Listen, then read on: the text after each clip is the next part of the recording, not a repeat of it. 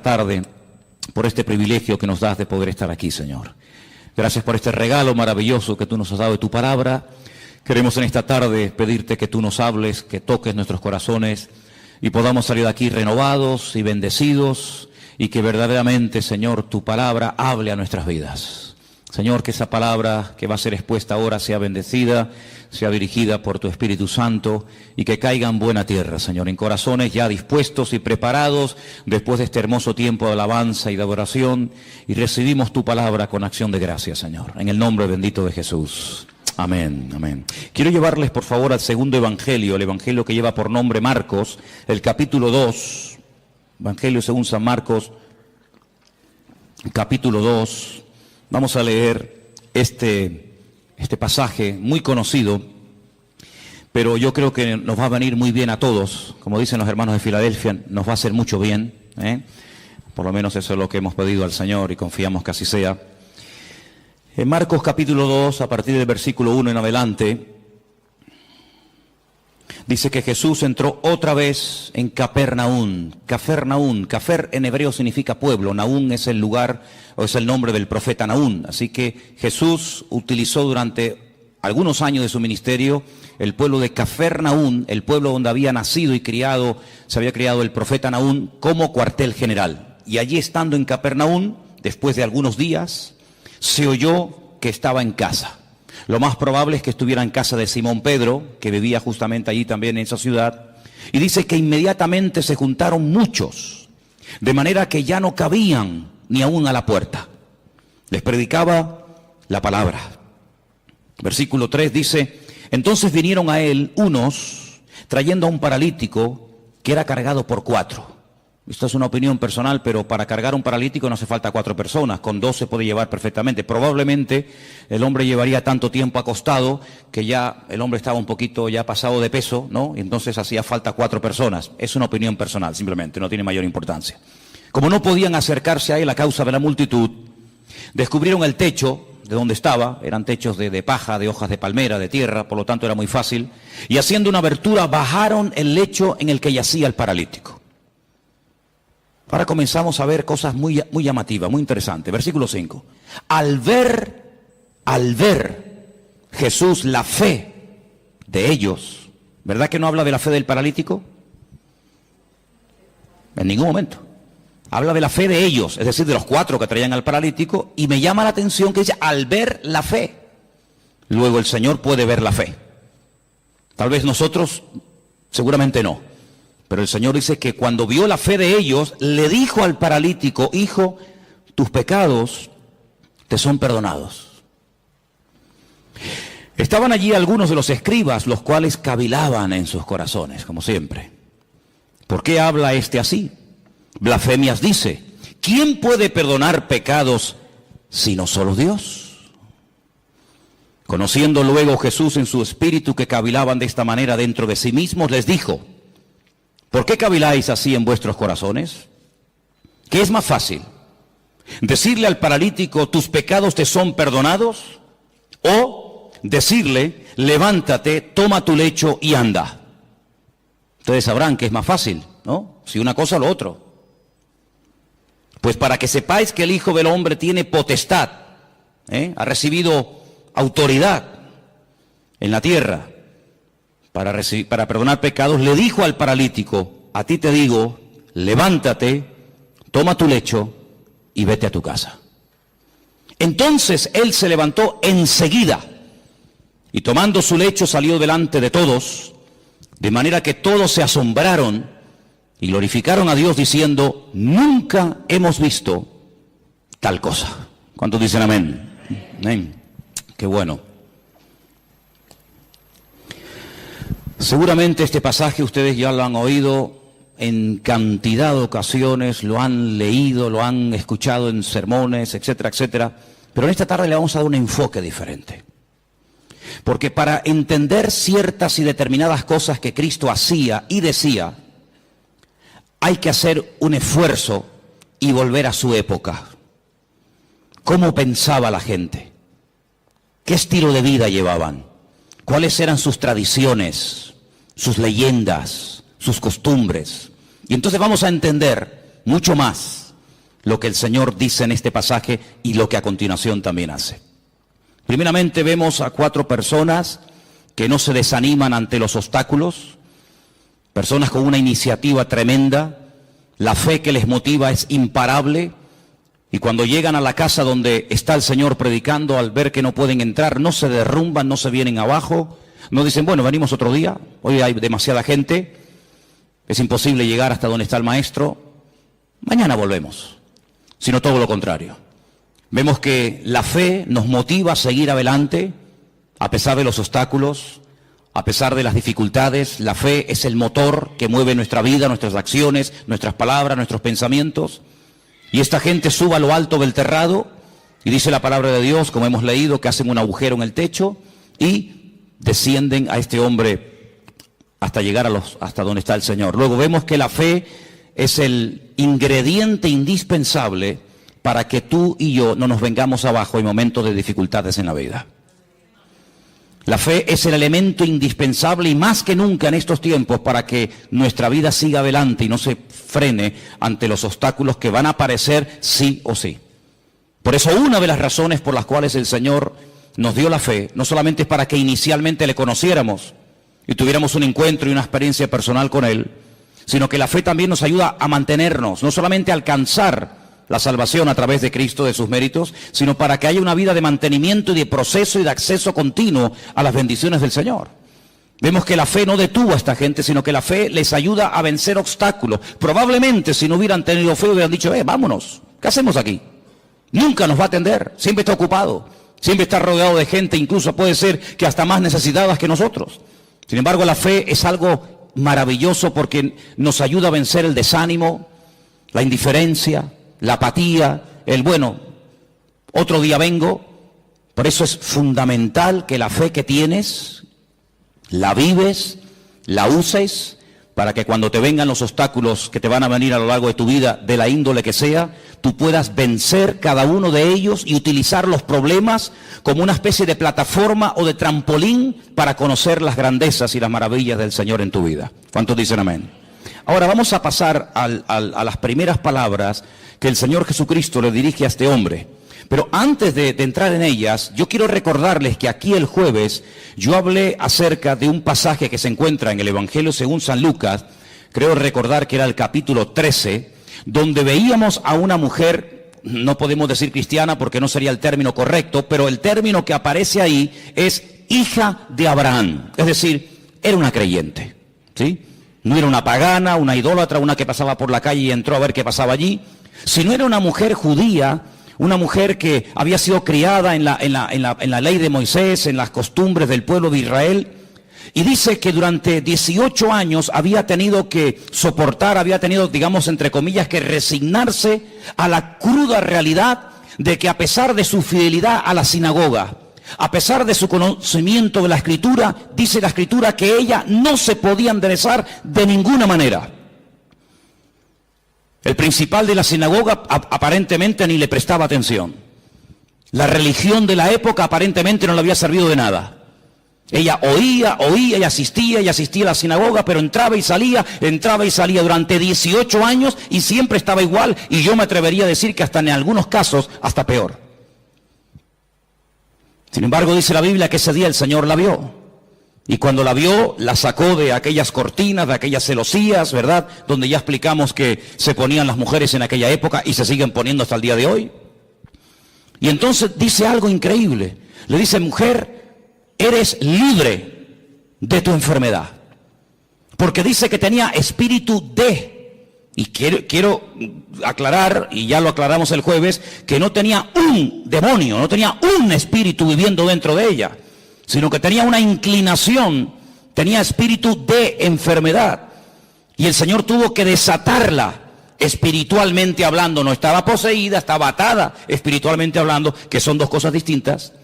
Y dice la Biblia, yo he hecho hoy en el mundo espiritual lo que ustedes hacen todos los días cuando desatan a vuestras bestias, a vuestros mulos, ovejas, camellos o lo que sea, y lo lleváis a beber y luego volvéis, y cuando lo traéis lo volvéis a atar.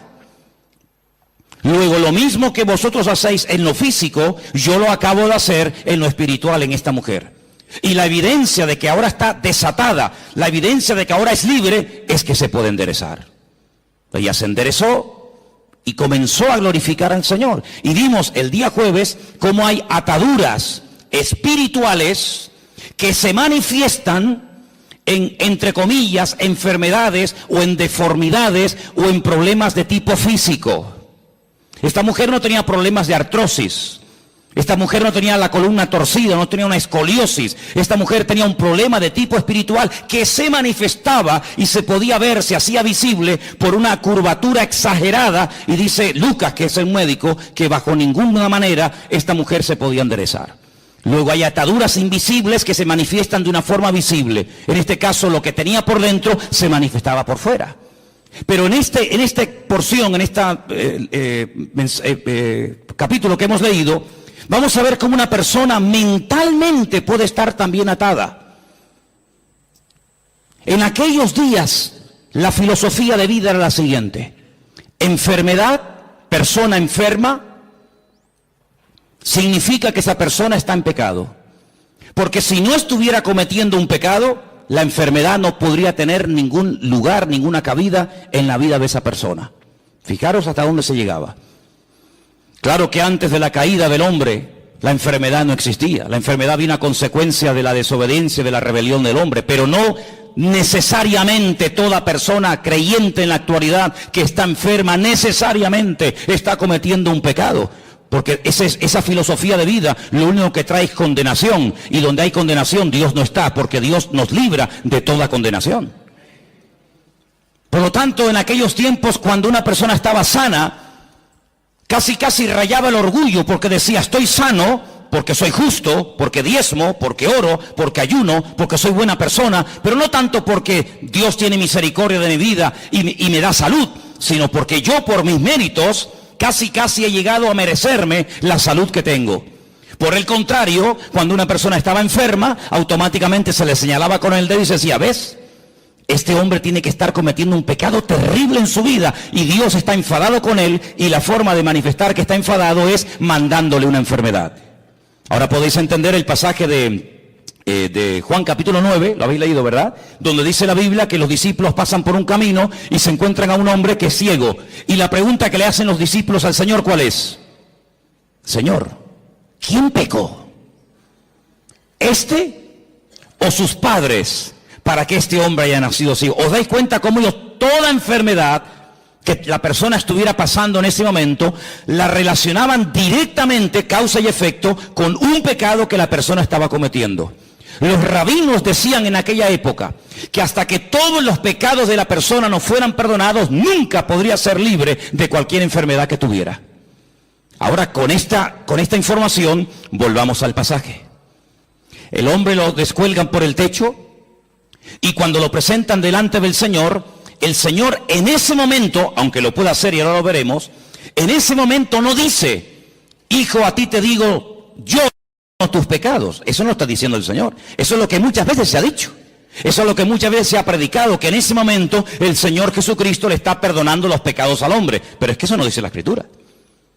Lo que la Escritura dice es lo siguiente: al ver Jesús la fe de ellos, versículo 5, le dijo al paralítico: hijo, que tus pecados ya han sido perdonados. No es que yo en este momento te los perdono, ¿me entendéis? Hijo, que estás siendo esclavo de una mala información, de una mala enseñanza que te han dado, y yo te digo que tus pecados ya han sido perdonados. Claro, automáticamente los que estaban allí, parece que había venido como una especie de un comando, ¿no?, del Sanedrín de Jerusalén para pillar al Señor siempre en el más mínimo fallo. Automáticamente comienzan a cavilar, y tenían razón. Solamente Dios puede perdonar pecados, nadie puede perdonar los pecados. Pero si os dais cuenta, Jesús no está diciendo en ese momento: a ti yo te perdono los pecados, sino que le transmite la información del Padre, diciéndole: hijo, que tus pecados ya han sido perdonados. Por lo tanto, esta enfermedad no es consecuencia directa de un pecado que no ha sido perdonado en tu vida. Fijaros hasta qué punto esto estaba interiorizado, enraizado en la cultura de la época, que si ustedes vienen conmigo un momentito al Antiguo Testamento, a 2 de Samuel capítulo 12, ahora vamos a volver aquí, pero en 2 de Samuel capítulo 12, cuando el profeta Natán llega al palacio del rey David a decirle, a amonestarle acerca del pecado que ha estado cometiendo.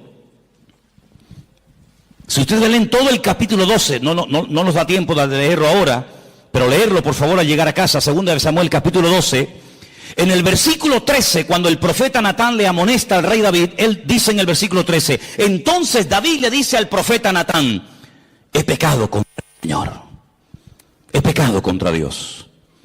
Pero Natán le dijo, pero también el Señor ha redimido tu pecado, ¿y qué añade? No morirás. Es decir, la consecuencia de que Dios te ha perdonado es que no has muerto. Porque si hubieras muerto, es la evidencia de que Dios no te perdonó. Fijaros la profundidad de esto, hermanos. Dios te ha perdonado. Sí, ya, porque tú lo digas. No. ¿Sabes por qué te ha perdonado? ¿Sabes por qué puedes estar plenamente convencido 100% de que Dios te ha perdonado a pesar de la que has liado? ¿Cuál? Que no morirás. Ay, amigo. Ahora cuando vamos al Nuevo Testamento y nos encontramos con esta historia que estamos analizando en esta tarde, nos encontramos que el Señor Jesucristo le dice a este pobre hombre, a este pobre paralítico, tus pecados han sido perdonados. Por lo tanto no tienes que estar atado mentalmente. Aquella estaba atada espiritualmente, este tiene ataduras mentales porque cree que su enfermedad es una consecuencia de un pecado que está cometiendo. Por lo tanto, el hombre ni siquiera se atreve a dirigirle ni una sola palabra al Señor. No le pide nada, ni clemencia, ni misericordia, ni nada. Porque la evidencia, según su mente, de que el Señor está enfadado conmigo, es que me tiene aquí postrado en esta cama. Nada más lejos de la realidad. Mira, aquí tenemos un versículo que lo hemos citado millones de veces. Y el versículo es muy fácil y muy fácil de entender. Conoceréis la verdad y la verdad os hará libres. Dele la vuelta al texto. En vez de creer en la verdad que trae libertad a tu vida, cree en una mentira y serás la persona más esclava y la persona más deprimida y la persona más amargada de todo el planeta Tierra. Porque así como la verdad liberta, la mentira esclaviza y ata. Este hombre estaba atado mentalmente. Claro, ¿qué rabino le iba a decir en su época? Tus pecados han sido perdonados. Pero si han sido perdonados, ¿por qué sigo enfermo? Bueno, ¿cuál es la evidencia? ¿Cuál es la evidencia? Porque claro, decirle, oye, que Dios es un Dios de perdón, es un Dios de misericordia, que tus pecados han sido perdonados, eso no cuesta nada. Por eso el Señor lanza la pregunta. Aquí hay un mensaje en dos direcciones. Primero hacia el paralítico y también hacia los escribas y fariseos que están allí cuestionando la credibilidad de dichas palabras. ¿Cómo se atreve este hombre a perdonar pecados? Es que no está perdonando pecados, está dando la información. Está trayendo consuelo y aliento y esperanza a un corazón que está creyendo en una mentira. Ahora eso hay que demostrarlo. Muy bien. Pues entonces ahora viene el momento de la verdad. Ahora lo que tienes que hacer es levantarte, toma tu lecho y sal de aquí caminando y será la evidencia visible, el botón de muestra que demostrará que efectivamente tus pecados son perdonados. El hombre toma su lecho, se levanta, se va, y el texto termina diciendo que glorificaron a Dios, se quedaron asombrados y dicen, nunca, claro, nunca hemos visto tal cosa, porque nunca le habían enseñado eso. Tú tienes que comenzar a orar, a pedir y a declarar por fe en el nombre del Señor lo que a ti te gustaría ver en tu vida. El gran problema es que muchas veces nuestras palabras, hermanos, son un obstáculo para que la gloria del Señor y el poder de Dios se manifieste en nuestra vida. ¿Quieres ver bendición? Habla bendición. Siembra tomates si quieres cosechar tomates. ¿Quieres cosechar patatas? Pues no siembres tomates, tienes que cosechar patatas. Y en el sentido espiritual pasa exactamente lo mismo. ¿Quieres ver bendición en tu vida? Levántate por la mañana, el Señor es mi luz y mi salvación. ¿De quién temeré? Aunque un ejército acampe contra mí, no temerá mi corazón. El Señor está conmigo, Él es mi poderoso gigante, Él es mi pastor, Él me va a abrir puertas, Él me va a sanar, Él me va a bendecir. Y estamos sembrando fe, y el que siembra fe, recoge fe. ¿Cuántos dicen amén? Por lo tanto, amados hermanos, tengamos mucho cuidado, no solamente con nuestras palabras, sino con nuestras actitudes y también, como no, con nuestros pensamientos. Porque mucha gente en aquellos tiempos era personas atadas mental, física y espiritualmente, porque habían creído en las mentiras que muchas veces los hombres habían enseñado y se habían arraigado de tal manera en la forma de vida, en la cultura de la época, que la gente era esclava, no porque Dios estaba enfadado con ellos, sino porque ellos mismos se habían atado al creer en mentiras. ¿Habéis prestado atención a la lectura de esta tarde? ¿Sí o no? Jesús se va a otra población, a Nazaret. Coge el pergamino, el rollo del profeta Isaías. ¿Y qué dice? Yo he venido, ¿para qué? Para darle vista a los ciegos. Yo he venido a sanar y a curar a los quebrantados de corazón, a traer libertad a los oprimidos. En otras palabras, a traer esperanza, que ya bastante condenación y bastante amargura tenéis encima. Sin embargo, el Señor vino a darnos libertad de todas nuestras miserias, de todas nuestras pobrezas y de todos nuestros pecados. No es que el Señor anule la ley del Antiguo Testamento, pero el Señor viene a ofrecer la imagen de la misericordia del Señor, que nadie la estaba dando en aquellos tiempos.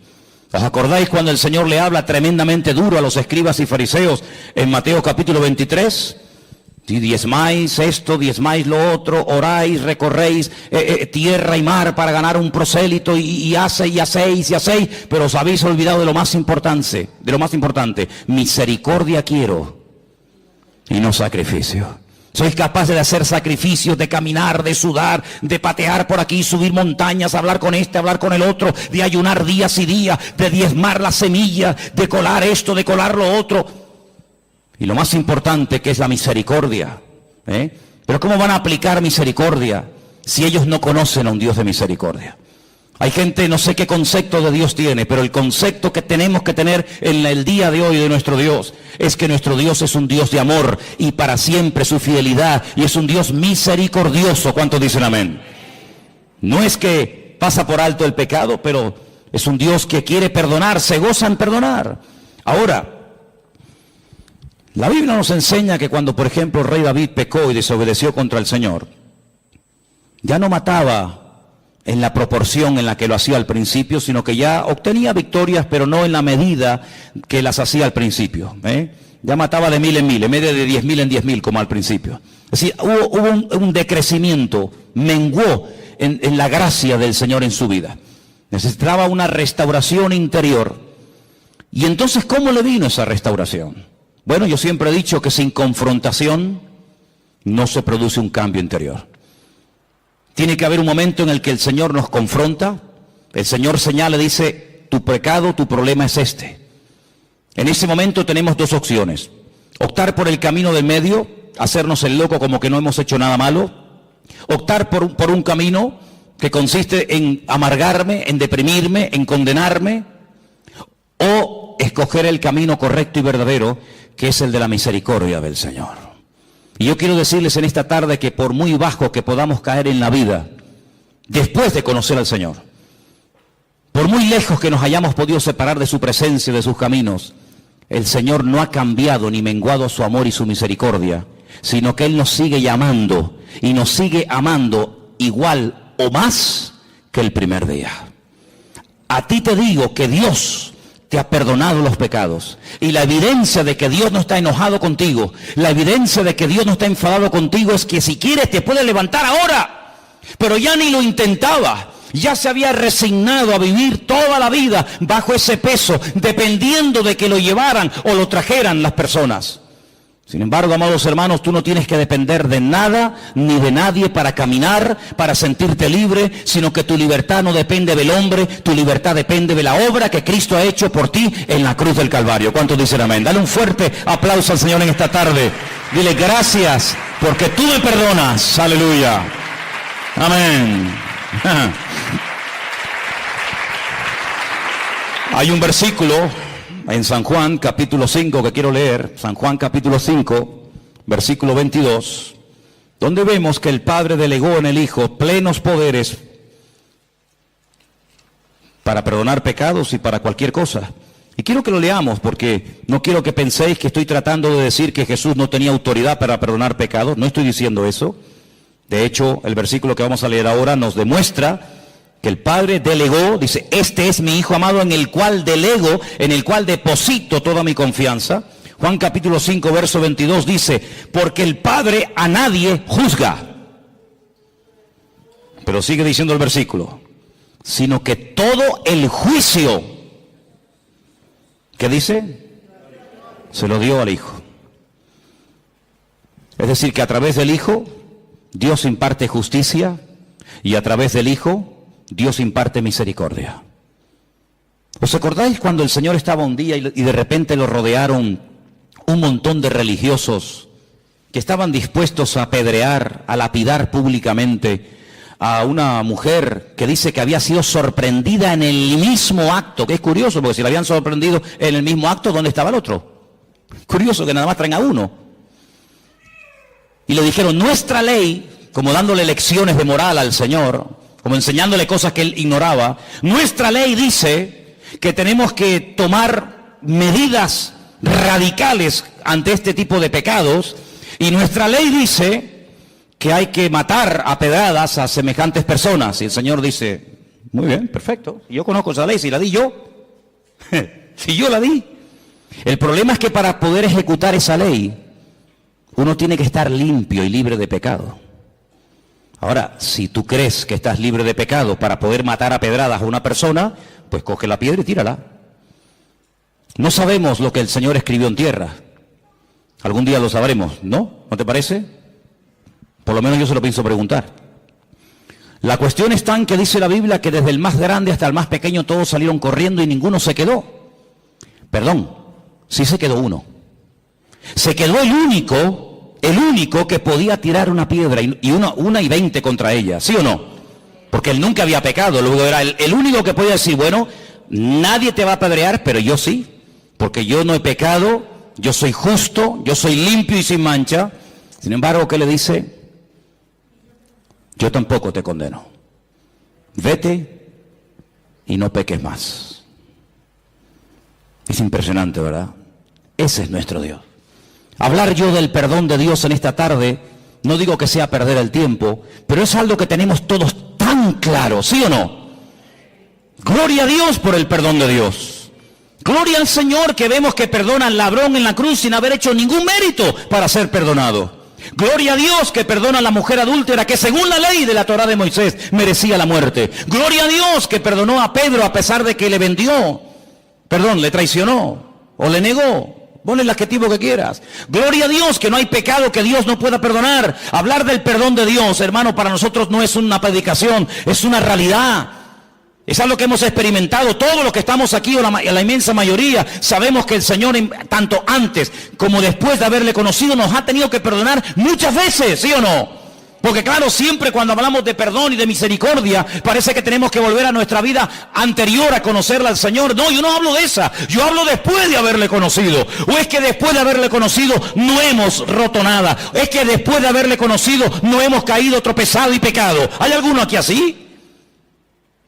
Porque antes pecábamos por ignorancia, pero ya después de conocerla a Él, pecamos sabiendo que a nuestro Dios le ofendía el pecado y lo hemos hecho igualmente. Y el Señor nos ha perdonado. Y la evidencia de que nos ha perdonado es que estamos vivos. Pero yo no quiero hablar del perdón de Dios, porque ya lo sabéis. Yo quiero hablar acerca de si ahora nosotros vamos a perdonar nuestras ofensas a aquellos que nos han hecho daño. Hay muchas formas de matar a una persona. Dicen que en algunas tribus se ha practicado y se practica en la actualidad algo que se llama el ostracismo. El ostracismo consiste en no dirigirle la palabra a una persona. En una tribu, cuando alguien cometía un delito, un pecado, un error contra la tribu, pues lo dejaban vivir en la tribu, pero nadie podía hablarle, nadie podía saludarlo, no había ningún contacto físico, ni palabras, ni conversaciones, ni buenos días, ni buenas tardes, ni nada, ni por ahí te pudras. Cuenta la historia, hay muchos casos en la historia de personas que morían de pena, de tristeza. Incluso cuentan algunos casos en algunas tribus que la gente iba y se despeñaba, se lanzaba, optaba por el suicidio, porque era tan grande la carga continua y permanente. Y encima te lo recordaban cada 10 minutos o cada 5 minutos que la gente optaba por quitarse la vida. Cuando vamos al Nuevo Testamento encontramos la famosa oración modelo del Padre Nuestro, que en cierta medida, si conocéis lo que era el año de jubileo, está basado en eso. Cada 7 años y luego cada 50 años se tenían que perdonar las deudas. ¿Conocéis, verdad? Algunos dicen, algunos historiadores, algunos expertos en escritura, dicen que el Señor Jesucristo, cuando leyó la escritura en Nazaret, que se leyó esta tarde aquí, estaban celebrando el año de jubileo, pero ya nadie ponía en práctica lo de dar libertad a los cautivos, que era dar libertad a los esclavos, perdonar las deudas, devolver las tierras a sus dueños originales. Pero ¿qué dice el Padre Nuestro? Perdónanos como nosotros también perdonamos a nuestros deudores. Es decir, lo mismo que hemos recibido es lo mismo que tenemos que devolver. El Señor da una parábola diciendo, había un hombre que le debía una fortuna a otro hombre que jamás le había podido pagar, ni le iba a pagar en el futuro.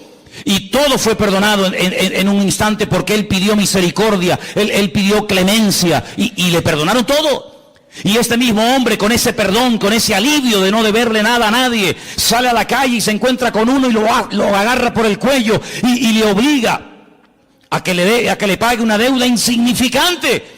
Y el Señor, que le perdonó la gran deuda, le dice, ¿cómo es posible que hayas sido tan mezquino? ¿Cómo es posible que seas tan duro cuando tú me debías mucho más a mí y yo te perdoné todo? ¿No debías tú salir y hacer exactamente lo mismo?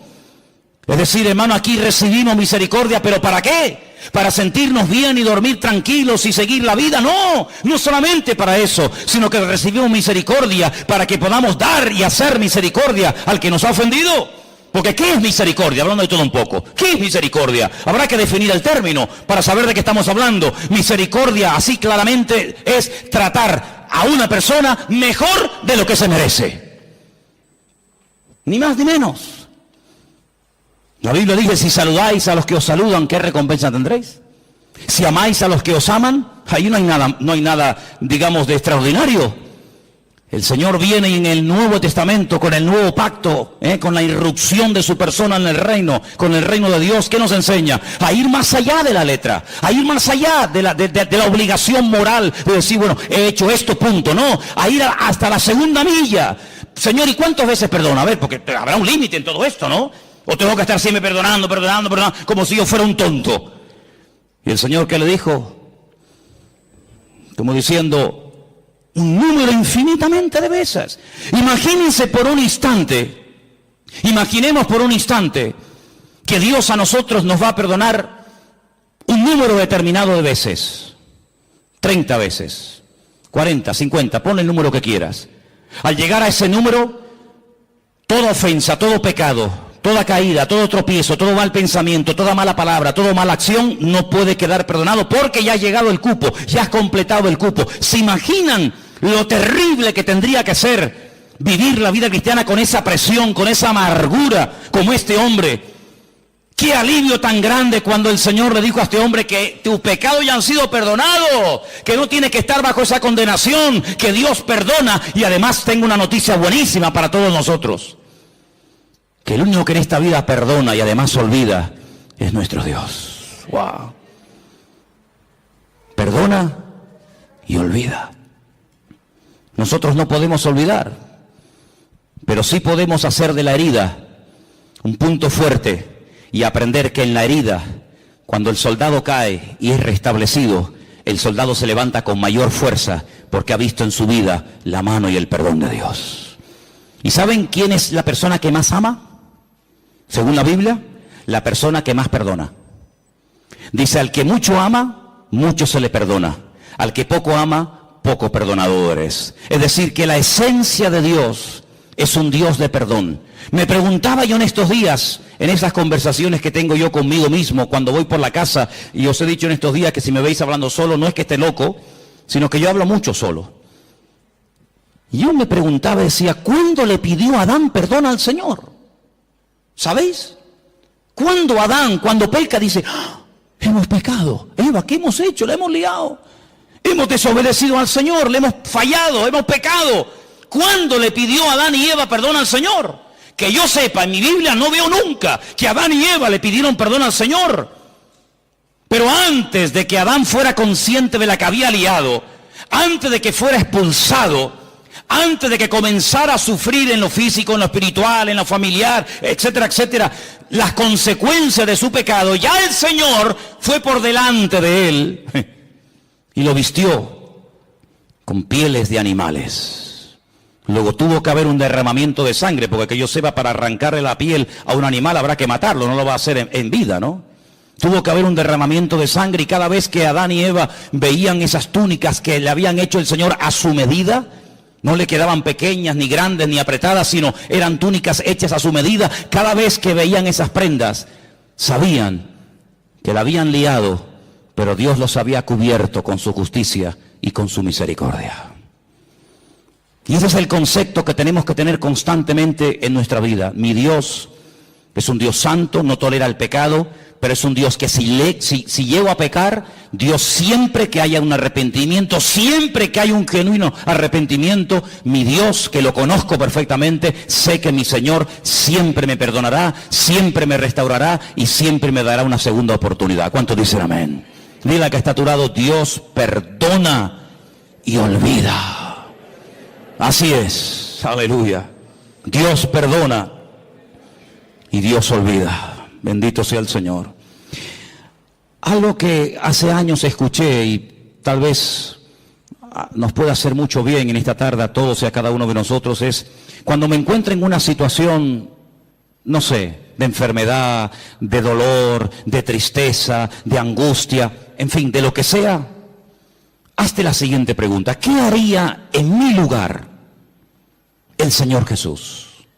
Imagínate que una vecina, no sé, te tira agua sucia en la puerta, te raya el coche, te insulta, te critica, no sé qué. Por poner un ejemplo, ¿qué haría Jesús si la vecina de al lado de su casa, donde él estaba posando esa noche, le hiciera semejante detalle? ¿Qué haría el Señor?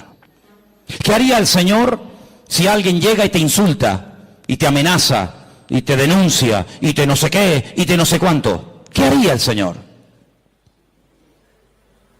Eso es lo que nosotros tendríamos que hacer. Ni más, ni menos. Exactamente lo mismo que haría el Señor.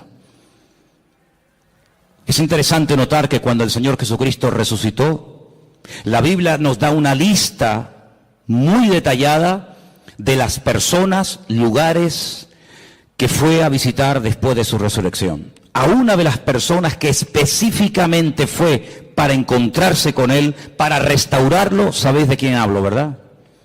Del apóstol Pedro. Y decirle a mis discípulos y a Pedro. Y el Señor Jesucristo se va desde Jerusalén, lugar donde había sido muerto, crucificado y resucitado, recorre prácticamente todo el país y se va justo al mar de Galilea, donde allí estaba Pedro, volviendo otra vez a las andadas, volviendo otra vez a la pesca, contagiando con su desánimo y con su decisión a otros discípulos para volver a la pesca, cuando tenían que tener clarísimo que ya por ahí no iban los tiros, pero allí se va el Señor. Y el Señor se entrevista con Pedro, y el Señor restaura a Pedro, y el Señor le vuelve a decir algo tremendo, que a lo mejor tú y yo nunca le diríamos a nadie: pues apacienta mis corderos. Y alguien podría objetar y decir: pero Señor, pero si cuando te vio hacer milagros, cuando te vio caminar por encima de las aguas, cuando te vio multiplicar panes y peces, la lió y dijo que no te conocía, ahora que te vas, le vas a delegar a él la responsabilidad, y como a uno de nosotros, de atender ovejas, de atender gente nueva, de pastorear iglesia, de difundir el evangelio. Pero Señor, ¿no te das cuenta que de este hombre nadie se puede fiar? Que ya la lió una vez, y si la lió una vez, ¿quién nos asegura que no vuelva a hacerlo? Bueno, tenemos un pasaje tremendo para que veáis la reacción del Señor y la reacción del hombre ante un pasaje o una circunstancia parecida. Dice la Biblia que hubo un desacuerdo terrible entre Pablo y Bernabé. ¿Por qué? Porque dice que Marcos en el primer viaje misionero los había abandonado, ¿sí o no? Y llega el momento de celebrar el segundo viaje misionero, y Bernabé dice: bueno, pues vamos otra vez juntos, Marcos, yo, Bernabé, y tú, Pablo, y Pablo dice: bajo ningún concepto, de ninguna manera. ¿Pero por qué? Porque este hombre nos abandonó en el primer viaje, ¿no te acuerdas? Que cuando se pusieron las cosas difíciles y cuando hubo problemas, cogió y se mandó a mudar y nos dejó tirados. Y Bernabé le habrá dicho, bueno, pero es verdad, tienes razón, yo estaba allí, yo sé lo que estás diciendo, pero vamos a darle una segunda oportunidad al chico. Ya ha crecido, ya ha madurado, ha pasado un tiempo, capaz que el hombre se ha arrepentido, ha recapacitado, se ha dado cuenta de que así no se puede ir por la vida. Ahora sí, ahora no, ahora cuenta conmigo, ahora no estoy para nadie. Y Pablo dice, bajo ningún concepto. Y dice que hubo tal desacuerdo entre estos dos grandes hombres de Dios, Bernabé y Pablo, que dice la palabra que Pablo se fue por tierra con Silas y se fue Bernabé por mar a la isla de Chipre, de la cual era, con Marcos. Así actúan los hombres, así actuamos los seres humanos. Como dicen algunos, el que la hace la paga, ¿verdad? Ni perdono ni olvido, dicen otros. Terrible. Sin embargo, el Señor Jesucristo llega a Galilea y podía haberse reunido con Juan, con Santiago, con Tomás, con Felipe, etcétera, y decir, bueno, Pedro, tú me dijiste que no me conocías, tú blasfemaste, tú dijiste que no querías saber nada de mí, por lo tanto, déjanos en paz, vete con los tuyos, que yo tengo a mi gremio. No. Yo quiero volver a incorporarte, yo quiero volver a integrarte y quiero volver a confiar en ti. De hecho, te lo digo.